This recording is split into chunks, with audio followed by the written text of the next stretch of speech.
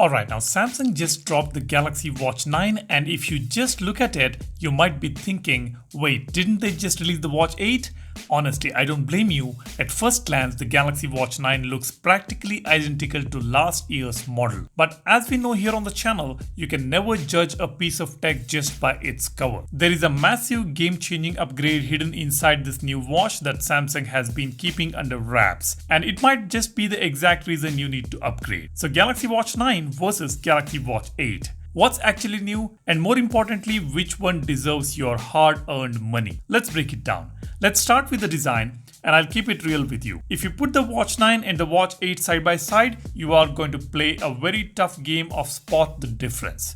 Samsung has stuck with their classic sleek circular design. You still get the gorgeous Super AMOLED display protected by sapphire crystal glass, and the 40mm and 44mm sizing options remain exactly the same. The display on both watches is incredibly bright, hitting a 3000 nit peak brightness. This means you will have zero issues checking your workout stats under direct harsh sunlight on both these watches. If you loved the slim and light feel of the Watch 8, you will feel right at home here. But here is where the story actually gets interesting. Turn the page to the internal specifications, and the Galaxy Watch 9 completely leaves the Watch 8 in the dust.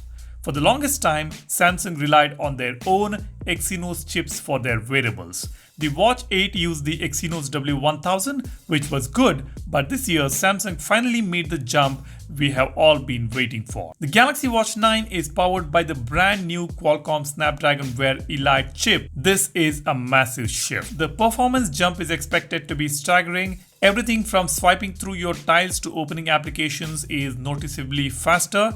More importantly, this new chip brings some serious on-device AI power. We are talking about deep Gemini AI integration built right into Wear OS 7, on which the One UI 9 watch is built. Whether it's smarter contextual replies or advanced health coaching, the Watch 9 feels significantly smarter and snappier than the Watch 8. Now let's talk about the elephant in the room when it comes to smartwatches, that is the battery life. If you have watched my long-term reviews, you know that the 1 day or 1.5 day battery life on the standard Galaxy Watch 8 was a real sticking point.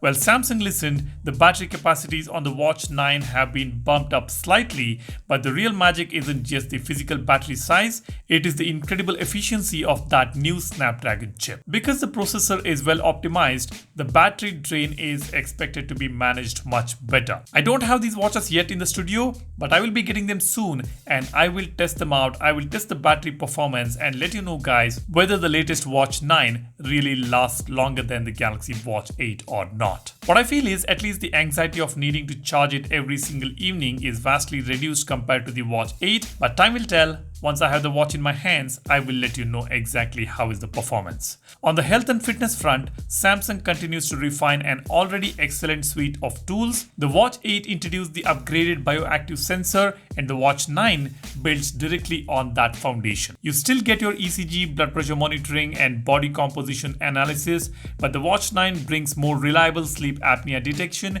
energy tracking, and an AI-powered running coach. Thanks to the new Gemini AI features, the Watch 9 doesn't just give you raw data, it actually helps you understand what that data means for your daily energy levels and recovery. It's less about just tracking your steps and more about giving you actionable health advice right on your wrist. The Watch 9's on-device AI health analysis can track entirely new metrics like Vitals dashboard, which tracks deviations in overnight metrics like SpO2, breathing rate, and skin temperature to provide early warnings before you get sick. Heart health score, which evaluates your overall cardiovascular health by combining sleep activities, stress, and biometric data. And then daily cardio load and fitness index. These are some of the brand new features available on the Galaxy Watch 9 series. Now let's quickly compare the specification sheet. Watch 9 comes with Qualcomm Snapdragon Wear Elite 3nm pentacore processor, whereas Galaxy Watch 8 has got Exynos W1000. Memory and storage are same, 2GB RAM and 32GB storage. We've got 40mm and 44mm Super AMOLED displays, where the peak brightness is up to 3000 nits on both the watches. Both come with sapphire crystal glass, but when it comes to battery, The Watch 8 has 325 mAh on the 40mm version and 435 mAh on the 44mm version, whereas on the Watch 9, 40mm version has got 390 mAh battery and 44mm version has got 445 mAh battery. And the dimensions are slightly better on the Watch 9, and in terms of weight, it is more or less the same. Durability rating, both have got 5 ATM IP68 MIL STD 810H rating. Both have got similar Bluetooth connectivity, dual GPS L1, L5, and we also have LTE option on both these watches. So here is the final verdict. Should you buy the Galaxy Watch 9 or save some cash and pick up a discounted Galaxy Watch 8? If you already have a Galaxy Watch 8 on your wrist and you are perfectly happy charging it every day, you might want to hold off. The physical design hasn't changed enough to justify dropping hundreds of dollars just a year later. However, if you are rocking a Galaxy Watch 7, Galaxy Watch 6 or a Galaxy Watch 5, or if you simply cannot stand the sluggish movements and the battery anxiety of the older Exynos chips, the Galaxy Watch 9 is an absolute no-brainer. The leap to the Snapdragon Wear Elite processor and the integration of Gemini AI completely transforms the day-to-day experience. It's faster, it's smarter, and it finally has the battery efficiency to back it up. Now this is only if you're upgrading, but if you're a first-time buyer and picking a watch between these two watches, then I would definitely suggest you to go with the latest one, that is the Galaxy Watch 9. Latest is always better, and this latest watch does come with some impressive specifications. That wraps up this comparison. Let me know down in the comments which watch are you planning to buy, or whether you're going to upgrade your watch from any of the predecessors to the Galaxy Watch 9. Drop a comment and let me know. If you found this video helpful, be sure to hit that like button, subscribe for more deep dives into Samsung ecosystem.